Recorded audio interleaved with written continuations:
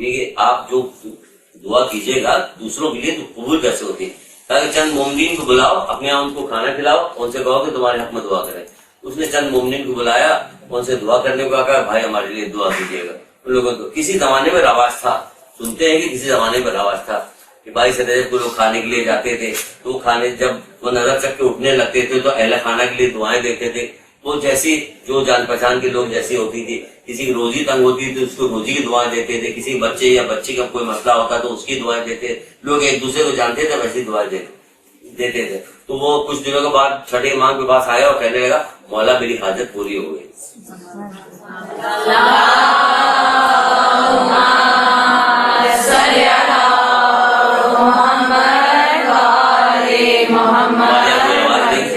نہ دعا دینے کا نہ دعا کرنے کا، کوئی نہیں کر رہا، کم سے کم آپ دوسروں کے حق میں دعا شروع کر دیجئے. اللہ بھی تو دیکھ رہا ہے. اگر وہ نہ کرے تو کیا ہوا؟ اللہ ہماری آرزو پوری کرے گا، اللہ ہماری مشکلات کو دور کرے گا، اللہ ہماری دنیا آخرت میں ہماری بھلائی کرے گا سب کے. بس آپ کا ایک بہترین طریقہ، بہترین شوق، جیسے میں نے اپنا ایک بہترین شوق بنا، ہم سن لیں کہیں بھی کسی کے بارے کوئی الٹی پلٹی بھی بات بھی سن لیتے ہیں کہیں پہ. بس ہمارا فریضہ ہوتا ہے کہ ہم جب تک اسے فراموش نہ کر پائیں تب تک اس کے حق میں دعا کر دیں، اور جب تک ہمیں پتہ نہیں چل جائے کہ ہم معاملہ ٹھیک ہو گیا، دعا ہو گئی، ان کا کام ہو گیا، ہم اس وقت تک دعا کرتے رہتے. ہم نے پابندی کی ہوئی ہر حال میں کہ ہم دوسروں کے حق میں دعا کریں. پہلے ضرور دوسروں کے، کیوں اپنا دل ایسا بنا لیے کہ دل میں ایسا درد پیدا ہو کہ آپ کے آنسو آیا سننے کے بعد.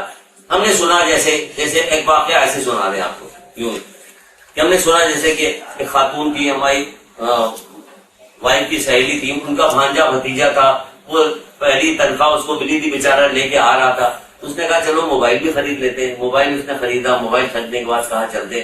راستے میں جناب لوگ آ گئے، اس کو پکڑ لیا رکشے پہ، اس کا موبائل بھی چھین لیا، وہ تنخواہ بھی چھین لی، سب کچھ چھین لیا. وہ گھر آیا، گھر آ کے بہت رویا. پہلی تنخواہ ملی تھی. یہ جب مجھے پتا چلا تو مجھے بھی رونا آ گیا کہ ایک بچہ نوجوان بیچارہ جس کو اگلی بھی تنخواہ ملی، کس ارمان سے کس طرح سے بیچارہ ایک مہینے اس نے کام کیا تھا، وہ آیا اس کا موبائل بھی چھین لیا گیا، تنخواہ بھی اس کی چھین لی گئی، وہ گھر آ. تو مجھے بھی رونا آیا. میں نے نماز پہ رو کے ہی دعا مانگی.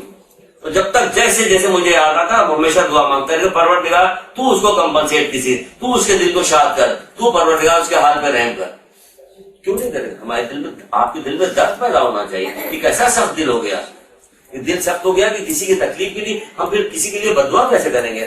جب ہم کسی کے لیے برائی چاہیں گے نہیں تو ہمارے دل میں نرمی کسی بدبخت سے ہی اٹھائی جاتی ہے. رسول اللہ کہہ رہے ہیں کہ نرمی جو ہے نا یہ کسی بدبخت سے ہی اٹھائی جاتی ہے. انہیں بدبخت لوگ ہوتے ہیں جن کے دل میں سختی ہوتی ہے، نرمی نہیں ہوتی.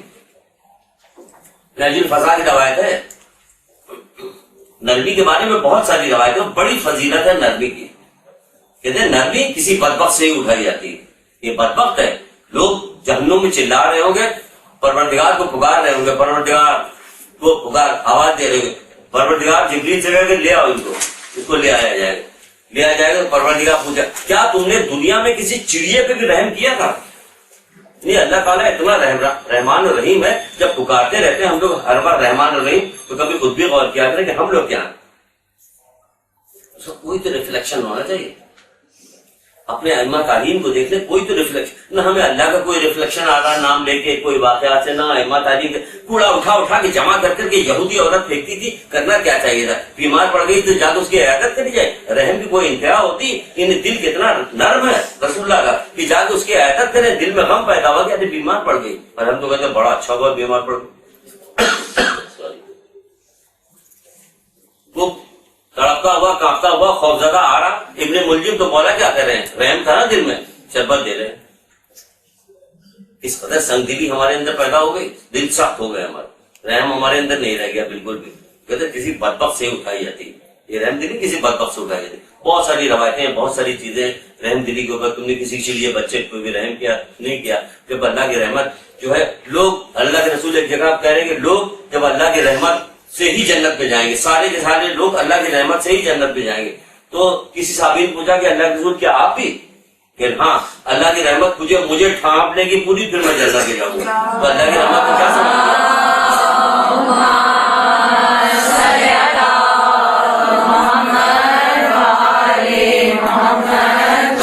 یہ رحمان اور رحیم کے صحیح پیروکار تھے، صحیح نائب تھے، صحیح نمائندے تھے. یہ لوگ تھے نمائندے صحیح معنوں میں.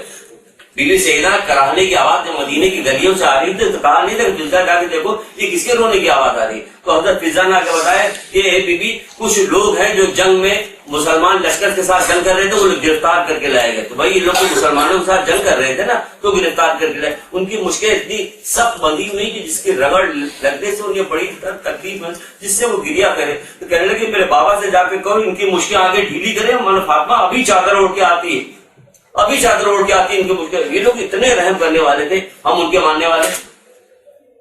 سوچو غور کرو کیا ہے, کیا کھایا ہے, کون سی ایسی چیز حرام چیزیں ہماری مغذا ہمارے پیٹ میں چلی جائے, کون سے ایسے برے کام ہم نے کر دیے جس کی وجہ سے دل سخت ہو گئے ہمارے, ہم خود غرض ہو گئے. یہ خود غرضی کی بنیاد پہ ساری چیزیں پیدا ہو گئی جس کی وجہ سے ہم برا کام کرتے ہیں. تو قیامت کے دن پھر کیا ہوگا؟ تو آ جائیں گے کہ مومن کو دل کو خوش کرنے سے زیادہ اللہ تعالیٰ کو کوئی چیز عبادت پسند نہیں, کوئی عبادت پسند نہیں. یعنی سب سے زیادہ پسندیدہ عبادت ہے کہ مومن کے دل کو خوش کیا جائے. ہم مومنی کے ساتھ سب سے زیادہ مقافات عمل پہ بھی انہی کی وجہ سے ہم بھگتیں گے, اور دنیا میں بھی انہی کی وجہ سے بھگتیں گے. جب قیامت پوچھا گیا, پوچھا نہیں تھا رسول اللہ کہ بتاؤ کہ مفلس کون ہے؟ بھائی اللہ کے رسول جس کے پاس گائے بیل نہیں ہو اور بھیڑ بکریاں نہیں ہو وہ مفلس ہے. نہیں, میری امت کے مفلس وہ لوگ ہیں جو قیامت کے دن آئیں. تو کیا کیا ہوگا؟ ان کے پاس نماز ان کے پاس ہوگی, روزہ ہوگا, زکات جیسے اعمال ان کے پاس موجود ہوں گے, لیکن زندگی میں کیا کام انہوں نے کیا ہوگا؟ کسی کو گالی دی ہوگی, کسی کو تہمت لگائی ہوگی, کسی کا مال کھایا ہوگا, کسی کو قتل کیا ہوگا. پھر کیا ہوگا؟ ایسے لوگوں کا کیا ہوگا؟ متاثرین کی نیکیاں ان کو دے دی جائیں گی, اور اگر پوری نہ پڑی تو ان کی نیکیاں متاثرین میں دے دی جائے, اور ان کو پھر کیا ہوگا؟ جہنم میں ڈال دیا جائے. یہ سچ مچ یہ لوگ جو ہیں یہ مفلس ہیں.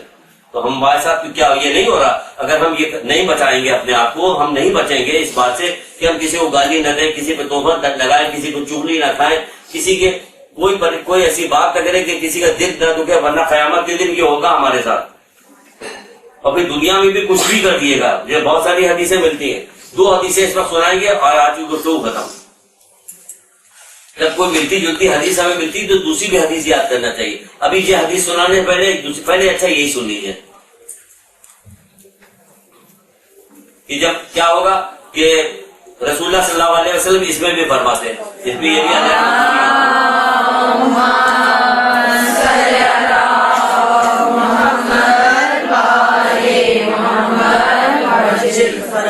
کہتے کہ ایک شخص کسی مومن کو غمگین کرنے کے بعد اسے تمام دنیا بھی عطا کر دے.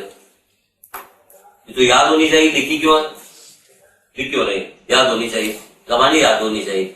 ہم اس لیے تھوڑا سا کبھی کبھی نگاہ ڈال کے دیکھ لیتے ہیں کہ ہو سکتا ہے کہ کوئی لکھ بھی رہا ہو تو ایک لفظ کی بھی غلطی نہیں ہونی چاہیے. انہیں زبانی ہمیں بھی یاد ہے, آپ کو بھی یاد ہونی چاہیے. چلیے پہلا سنیے, ایک شخص کسی مومن کو غمگین کرنے کے بعد اسے تمام دنیا بھی عطا کر دے, پھر بھی اس کا کفارہ نہیں ہو سکتا. سنیے ذرا کتنا اہم ترین مسئلہ ہے. پوری دنیا عطا کر دے پھر بھی اس کا کفارہ نہیں ہو سکتا, اور نہ ہی اسے اس کا کوئی اجر ملے گا. پوری دنیا, 2 روایتیں 3 روایتیں, یعنی پوری دنیا سے بھی 2-3 روایتیں ہمیں ملتی کہ پورا اس دنیا کو ایک لقمہ بنا کے کسی مومن کو کھلا دیا جائے, وہ الحمدللہ کہہ لے تو بس ہو گیا. پوری دنیا کو ایک لقمہ بنا دیا جائے. امام حسن عسکری اسلام کی ایک روایت جیسا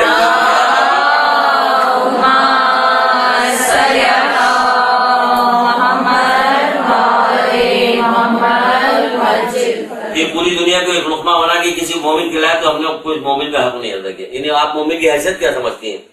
کیونکہ آپ خود مومن ہیں اس لیے آپ جس کو جی چاہ کرتے رہے. وہاں تو اصحاب ایک دوسرے سے اتنی محبت کرتے تھے, صحابی جو ہو جاتے تھے اللہ کے رسول کے جو صحابی وہ ایک دوسرے سے اتنی محبت کرتے تھے کہ جنگ میں جب جاتے تھے تو اگر کسی ایک کو پیاس لگی ہوتی تھی تو ان کے بعد پانی لے گئے, وہ کہتا تھا نہیں ہو سکتا ان کو لگی ہو نہ ان کو دے دو, وہ کہتے نہیں ہو سکتا ان کو لگی ہو نہیں ہو سکتا, یہاں تک کہ آخری کے بعد پہنچا تو پتہ چلا ختم ہو گیا. وہ پلٹ کے لے کے آئے یہ تو مر گیا, پلٹ کے پتا یہ بھی مر گئے, یہ بھی مر گئے, یہ بھی. تو ایک دوسرے کو ترجیح دو. مومن کی اتنی فضیلت ہو, مومن مومنین کو ترجیح نہیں دے رہا. کیوں؟ جہالت کی وجہ سے, جہل کی وجہ سے. تمہارا انجام بخیر نہیں ہوگا. ساتھ میں امام جو کہتے نہیں ہے کہ آپ کو روایت لکھوائی تھی یاد آ رہا ہوگا, کچھ نہ کچھ تو یاد ہوگا نا.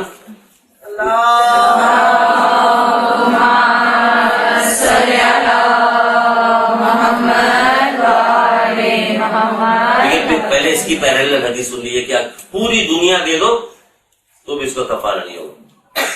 کسی جگہ پہ اور بھی کوئی چیز یاد آ رہی کہ پوری دنیا دے دو مگر یہ اس سے بہتر ہے. اور اس دنیا کو اللہ کے نام میں خرچ کر دو، تب بھی یہ کام کرنا اس سے بہتر ہے۔ کون سی حدیث ہے یاد کیجیے؟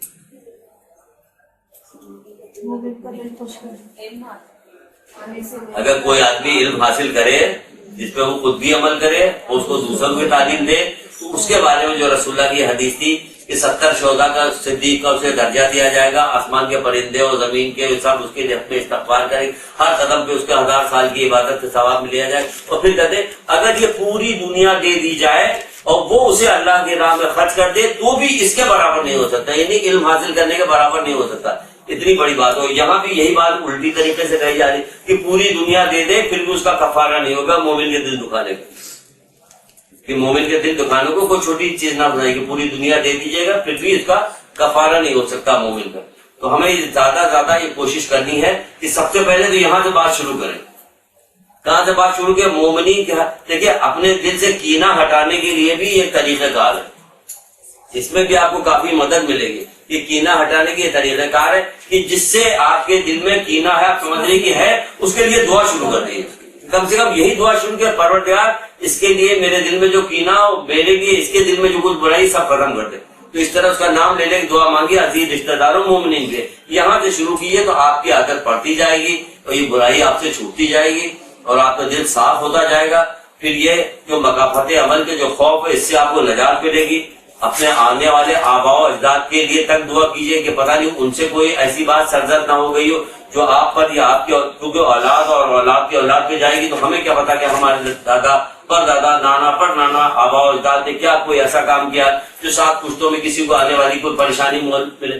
کیونکہ بہت ساری ہمیں دعائیں بھی ایسی تعلیم دی جاتی کہ اگر یہ دعا پڑھو گے تو کیا ہوگا، تمہاری 7 پشتوں میں کبھی رزق کی کمی واقع نہیں ہوگی۔ تو پتہ چلا ہماری یہ دعا پڑھنے کی نیکی ہے جو 7 پشتوں تک جائے گی، تو ہمیں استغفار کی جو فائدہ ہے یہ کیوں نہیں جائے گا؟ تو سب کے لیے استغفار پڑھیے، اپنے آباء و اجداد کے لیے ایک کم سے کم ایک تسبیح سے شروع کیجیے، ایک تسبیح استغفار پڑھیے اور کہیے کہ ہمارا کوئی مظلومہ جو کسی کے بھی ذمہ ہو پروردگار اس کو ان سے کمپنسیٹ کر دے، کہ کسی کے ساتھ کوئی ظلم کیا ہو، کوئی اور بات کی ہو تو اس کا کوئی معاوضہ نہ کرے پروردگار، نہ ان سے کرے نہ ان کے آنے والی نسلوں کے ساتھ بھی اعلیٰ معاوضہ کرے۔ ایک درود پڑھیے محمد